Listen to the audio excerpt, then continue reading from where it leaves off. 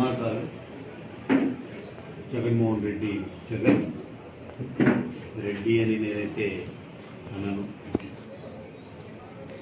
ఈ జగన్ చేసినటువంటి అరాచకాలు ఒకటి కాదు రెండు కాదు, ఈ రాష్ట్ర ప్రజలు చాలా ఓపికతో ఎన్నికల వరకు భరిస్తూ వచ్చారు. అసలు ఎవరిని వదలలేదు. చాలా మటుకు ఇసుక దందా కానీ లేకపోతే మద్యం, నాసిరకం మద్యం, మొత్తం ఎంతమంది చనిపోయారు ఈ 5 సంవత్సరాల్లో ఆ మద్యాన్ని సేవించి. వాటి మీద కూడాను టోటల్గా ఒక ఎంక్వైరీ పెట్టాల్సినటువంటి అవసరం. ప్రతి గ్రామానికి 20-30 మంది చనిపోయారు, టౌన్లలో 100 మంది చనిపోయారు. లివర్ చెడిపోయి, ఆర్గన్స్ ఫెయిల్ అయిపోయి, అనేక రకాలుగా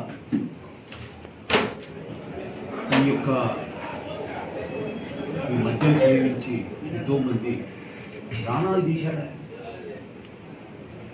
ఇదే కాదు, ఇసుక దొరకక దాదాపుగా పాపము మేస్త్రి పని చేసుకునే వాళ్ళు పొలాలకు వెళ్ళారు, కూలీ పని చేసుకున్నారు.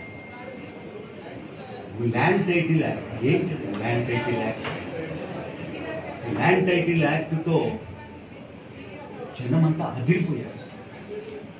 ఇవే కాదు, అన్ని పచ్చి అబద్ధాలు. రాజధాని, 3 రాజధానులని, ఇంకొకటని రకరకాల. ఆయన చుట్టూ చేరిన వాళ్ళు డబ్బు తప్ప ఇంకోటి కాదు, డెవలప్మెంట్ మీద అసలు దృష్టి పెట్టలేదు. మొత్తం మీద అప్పు తెచ్చినటువంటి డబ్బు కూడా దోపిడీ చేసి పారేశారు, డ్రైన్ అవుట్ చేశారు. రకరకాలుగా అప్పుల ఊబిలో ఇరికిచ్చి ఆ అప్పు తెచ్చిన డబ్బులను కూడా రాష్ట్రం కోసం ఖర్చు చేయలేదు, వాళ్ళ జేబులు నింపుకునే దానికోసం చేశారు. ఈరోజు అప్పు, వడ్డీలు అన్నీ మనం భరిస్తున్నాం, జేబులైతే వాళ్ళవి నిండినాయి.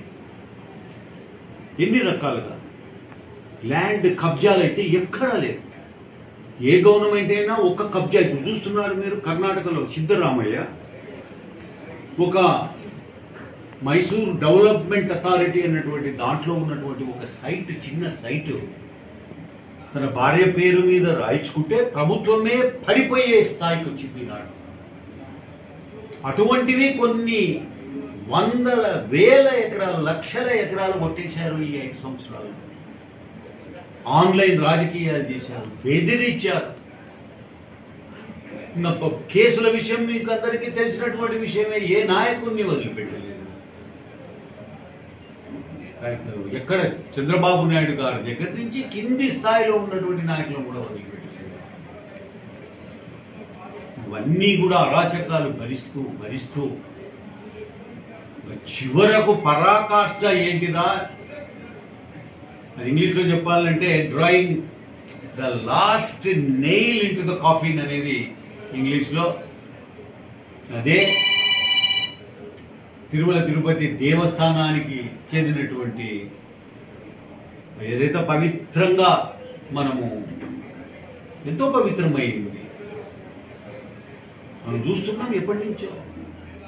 హిందువులు అంటే అయిపోయింది, పిల్లలకు మా తల్లిదండ్రులంతా వెంట్రుకలు అక్కడే సమర్పించాము. అదే కాకుండా ఒక లడ్డు, అదే ప్రసాదం, దేవుని దగ్గర పెట్టిన ప్రసాదం. ఇదే కాకుండా మీకు నల్ల దారం చేతికి కట్టుకొని అది ఉన్నన్నాళ్ళు కూడా ఎంతో పవిత్రంగా ఉంటూ, చివరికి అది తీసినప్పుడు కూడా దాన్ని ఎక్కడో బారేసేది కాదు, పవిత్రమైన తులసి చెట్టుకో లేకపోతే ఇంకో చెట్టుకో కట్టేసేటటువంటి సాంప్రదాయం మన. అటువంటిది దెబ్బతీశాడు జగన్. వాళ్ళ నాయన కంటే ఇంకా ఎక్కువ దెబ్బతీసింది వెంకటేశ్వర స్వామి మరి భక్తులను కొట్టాడు, దెబ్బ కొట్టాడు. నిన్న కరుణాకర్ రెడ్డి గారు చైర్మన్గా 2 సార్లు చేశాడు. ఎందుకు ఆయనకు చైర్మన్ పదవి ఇచ్చింది అని అంటే, వైఎస్ రాజశేఖర రెడ్డి హయాంలో ఆయన నాస్తికుడిని ఇచ్చారు, దేవుని నమ్మేవాడు కాదని ఇచ్చారు. అది నల్ల రాయి, దాన్ని ఏమి నా నోటితో అనకూడదు, దాన్ని ఈ రకంగా మరి కొడితే ఏమవుతుంది నల్లరాయి అన్నటువంటి వ్యక్తి ఒక రాడికల్. ఆయనను చైర్మన్గా తీసుకొచ్చి పెట్టారు. నేను ఆనాడే ఖండించి నేను ప్రెస్లో చెప్పాను, అది ఆనాడు వైరల్ అయినటువంటిది. మళ్ళీ అదే కరుణాకర్ రెడ్డి క్రిస్టియన్ మత హిందూ మతము కాకుండా ఇంకొక మతానికి చెందినటువంటి సాంప్రదాయాలు ఆచరిస్తూ ఉన్నటువంటి వ్యక్తి, ఆయనను మళ్ళా జగన్ తీసుకొచ్చి చైర్మన్.